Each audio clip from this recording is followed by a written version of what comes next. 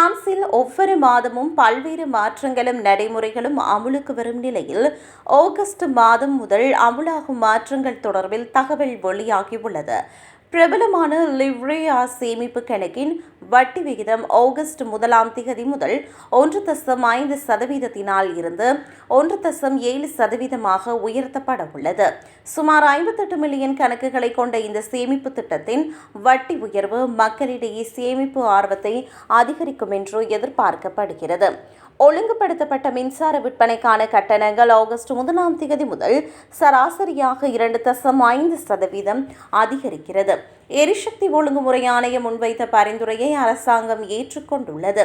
அதற்கமைய ஆண்டுக்கு சராசரியாக 4.5 மெகாவாட் மணி நேர நுகர்வு கொண்ட குடும்பத்திற்கு ஆண்டு மின் கட்டணம் வரியுடன் சேர்த்து 1046 யூரோவிலிருந்து 1072 யூரோவாக உயரும். இது 26 யூரோ அதிகரிப்பை குறிக்கிறது. ஆகஸ்ட் மாதம் 11 முதல் வணிக தொலைபேசி அழைப்புகள் இயல்பாகவே முழுமையாக தடை செய்யப்படுகின்றன. இதற்கு முன்பு நுகர்வோர் பிளாக்டெல் சேவையில் பதிவு செய்ய வேண்டியிருந்தது. இனிமேல் நுகர்வோர் முன்கூட்டியே வெளிப்படையாக ஒப்புதல் அளித்தால் மட்டுமே நிறுவனங்கள் அழைக்க முடியும்.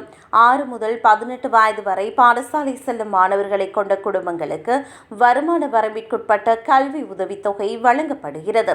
இந்த ஆண்டு 6 முதல் 10 வயது வரையான மாணவர்களுக்கு 426.87 யூரோவும் 11 முதல் 14 வயது வரையான மாணவர்களுக்கு 450.41 யூரோவும் 15 முதல் 18 வயது வரையான மாணவர்களுக்கு 462.02 யூரோவும் வழங்கப்படுகிறது.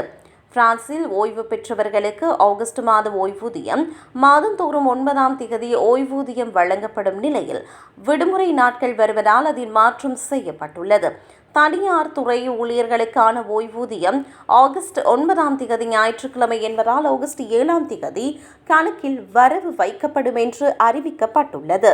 பிரான்சில் ஆகஸ்ட் மாதம் 1 முதல் ஐரோப்பிய ஒன்றியம் அல்லாது வெளிநாட்டு மாணவர்கள் தங்களுக்கான குடியிருப்பு அனுமதிக்கு விண்ணப்பிக்கும் போது தங்கள் மாத வருமானம் குறித்து அதிக ஆதாரம் காட்ட வேண்டும் என்பது குறிப்பிடத்தக்கது.